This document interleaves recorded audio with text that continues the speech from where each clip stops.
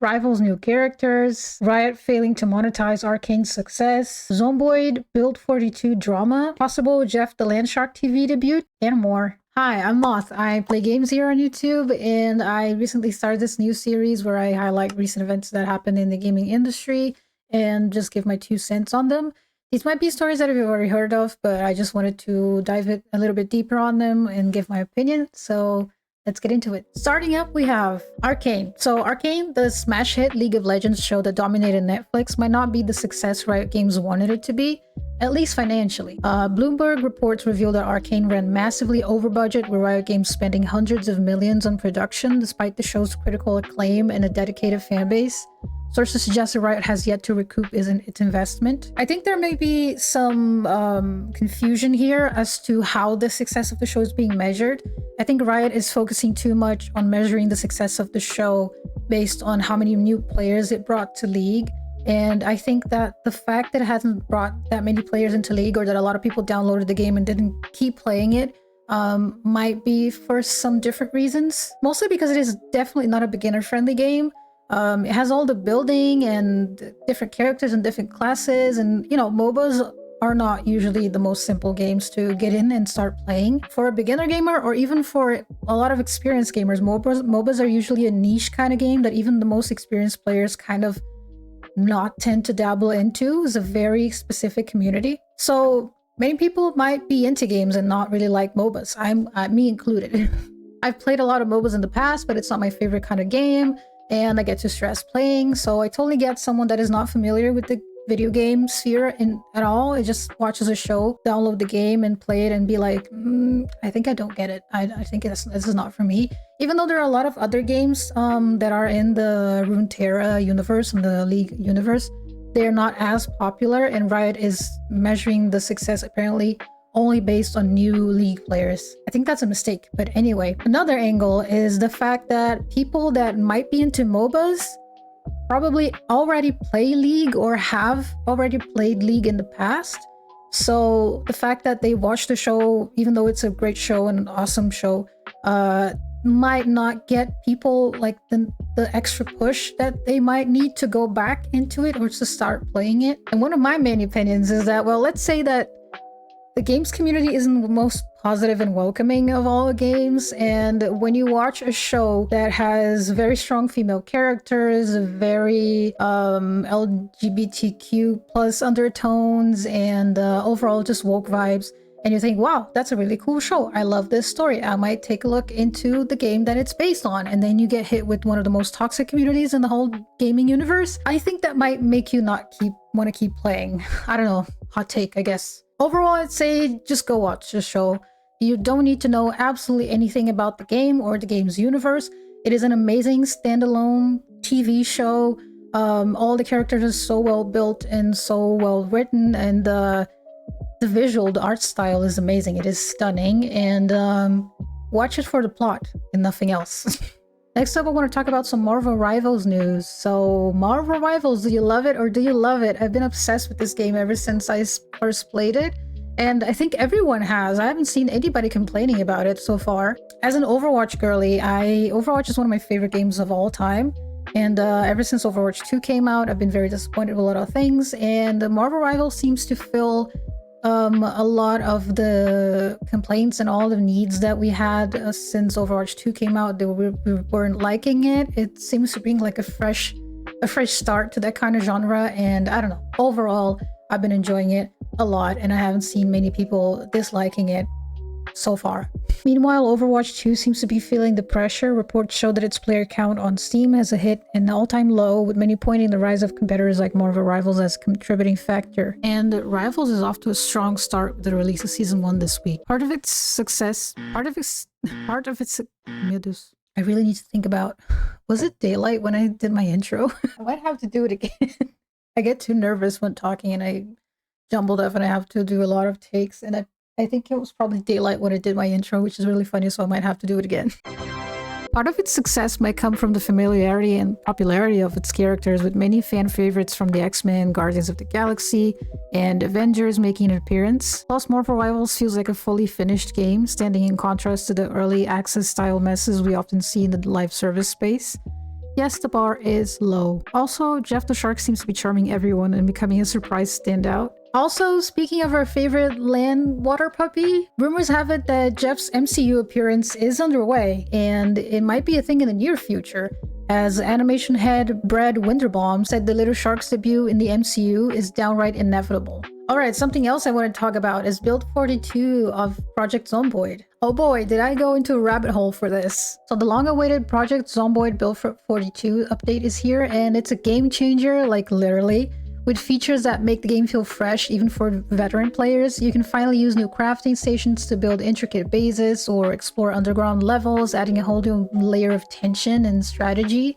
The update's buzz has reignited interest in the game, with its Steam charts seeing a noticeable spike. And if you've been waiting for an excuse to jump back in or start fresh, this just might be it.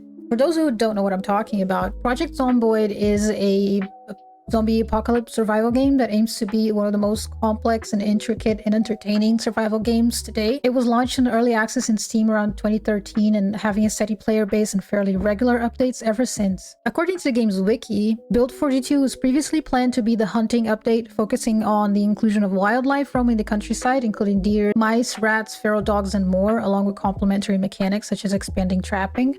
Instead, it became much bigger than that, adding farming, NPCs, basements, and a whole lot more, but the development of this build took over 3 years and a lot of drama. So I heard months ago there was some controversy surrounding this build, and I thought, well, I'll do maybe a little bit of research before talking about this, because I want to talk about the release coming out in an upcoming video, and yeah, I'm gonna look into that. And oh boy. I have looked into the abyss of Build 42, and the abyss has looked back right at me. I don't even know where to start, because this will be like a 40-minute rant about Zomboid, but I'll try to keep it short. The main issue here being the very toxic relationship between the devs and an aggressive slice of the player base, leading to a lot of harassment, the devs' homes being broken into, and hard drives and code being stolen, a whole discussion about their code versioning being broken and a mess, and there being no backups or alternate storage, and well, as an IT person, that kind of killed me a little bit inside. I'm not a game dev, I usually work with more corporate systems, but I really need to know, I might be wrong, but isn't Git versioning or Git-like versioning and version control a thing in game development? Because looking into this incident deeply disturbed me and got me wondering, how does any team project could ever work without any kind of version control or Git or any Git-like, anyway, parallel backups and stuff like that? Well, coding drama aside, the Zomboid team seems to have a serious issue with giving voice to haters and letting the worst part of their player base influence their lives, their mental health, the quality of their work, the way they communicate with the fan base. It goes so deep. If you want more details, since I'm brushing way too much into the surface of this, I watched a video with the summed up drama from this creator right here. I don't remember his name right now, but I'm going to put it in the screen somewhere, and he also recommends in his video another one that is very well detailed and has like way more information. But mainly the build seems amazing. I played Zomboid before, and I will definitely try out the new build, even though I suck at the game and it can never last like over a week on it. Did you all know about this drama? Do you want me to make a video diving into it? I'd love to make like a girly pop Zomboid tea video if that's what the people want. I would dive into the cesspool for the benefit of the masses. Now for some quick ones. A surprising stat for me is that only 15% of Steam users played 2024's game releases. That sounds weird. That sounds wrong, doesn't it? Despite some high-profile launches like Starfield, but Spider-Man 2 and others, the vast majority of Steam players stuck to older games like CSGO, Dota 2, and Baldur's Gate 3, which... Hold on, Baldur's Gate 3 is not an old game. Come on, hold on. Calm down. But you know what I mean. Older games dominated the playtime charts, leaving newer releases struggling for attention. This trend could be like a wake-up call for developers and studios.